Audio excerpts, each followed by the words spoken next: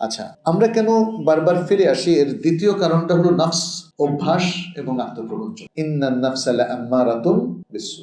নফস মানুষকে খারাপ কাজে নির্দেশ দেয়, নফস মানুষকে ধোঁকা দেয়। নফস যে প্রবৃত্তি, সেই প্রবৃত্তিকে আপনার নিয়ন্ত্রণ করতে হবে। আল্লাহ সুবহানাহু ওয়া তাআলা বলেন, ওয়া আম্মা মান খাফা মাকামা রাব্বিহি ওয়া নাহা নাফসা আনিল হাওয়া ফাইন্নাল জান্নাতা হিয়াল মাওয়া। সূরা নাজিআত। আর যে ব্যক্তি তার রবের সামনে দাঁড়ানোকে ভয় করে এবং নফসকে নিয়ন্ত্রণ করে, তাহলে জান্নাত হবে তার ঠিকানা। জান্নাত হবে নফসকে নিয়ন্ত্রণ। তাহলে আল্লাহর সাথে দাঁড়ানোর সাথে কিসের সম্পর্ক বলা হয়েছে এখানে? নফসকে নিয়ন্ত্রণ। কেন নফসকে নিয়ন্ত্রণ করবেন? নফসের কি দোষ বলেন তো? কেউ একজন বলেন নফসের কি দোষ?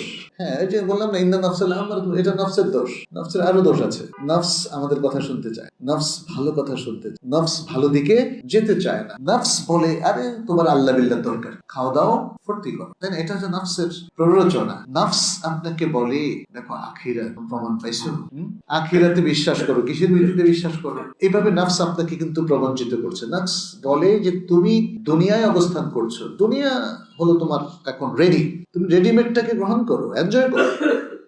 তাহলে নফস আমাদেরকে প্রবঞ্চিত করে, নফস আমাদেরকে প্রতারিত করে, এবং এই প্রতারণার মধ্য দিয়ে কিন্তু আমাদের একটা কালচার তৈরি করে দেয়। ওটা হয় আমাদের অভ্যাস।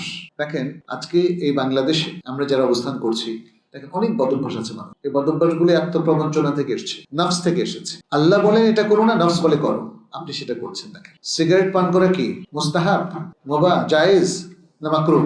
বলেন তো।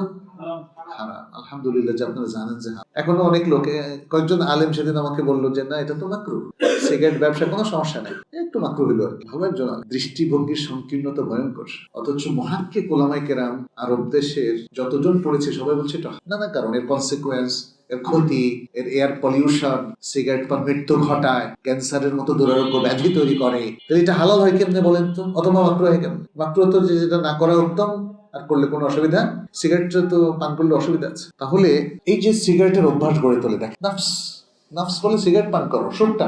হ্যাঁ, এইভাবে যারা ঘুষ খায় দেখেন অভ্যাস গড়ে ওঠে। যে অফিসার ঘুষ খায় দেখবেন যে ঘুষ ছাড়া তার ঘুমই হয় না, কারণ ঘুষ আর ঘুম, বুঝছেন? যে পুলিশ ঘুষ খায় সে দেখেন কত বাহানা করে আটকায়। আপনি যদি কখনো গাড়ি চালান দেখবেন এইভাবে নফস একদিকে আমাদেরকে প্রবঞ্চিত করে, প্রতারিত করে, অন্যদিকে ব্যাড হ্যাবিট তৈরি করে। নফসের কারণে আমরা পারি না, নফসের কারণে আমরা নিজের পরিবর্তন ঘটাতে পারি না, সত্যের দিকে ফিরে আসতে পারি না। কারণ ইন্নান নাফসা লাআম্মারাতুন বিসসু, আল্লাহ বলছেন নফস আমাদেরকে খারাপ কাজের নির্দেশ দেয়। নফসকে ভাঙতে, নফসের প্রতারণা থেকে নিজেকে মুক্ত করতে হবে, তাহলে আমরা আশা করি এগিয়ে যেতে পারবো ইনশাআল্লাহ। আরেকটা জিনিসও, আমি বলি আগামীকাল থেকে ভালো হয়ে যাব, নফস বলে আগামীকাল, এটা যেন আর আজে পরিণত না হয়। আচ্ছা, আজকে যদি আমি বলি, আমি মাজরুল্লাহ যদি আজকে বলি আগামীকাল থেকে ইনশাআল্লাহ ঠিক হয়ে যাব, আগামীকালকে যদি আসে তখন সেটা তো আর আগামীকাল থাকবে না, নাকি? সেটা কি হবে?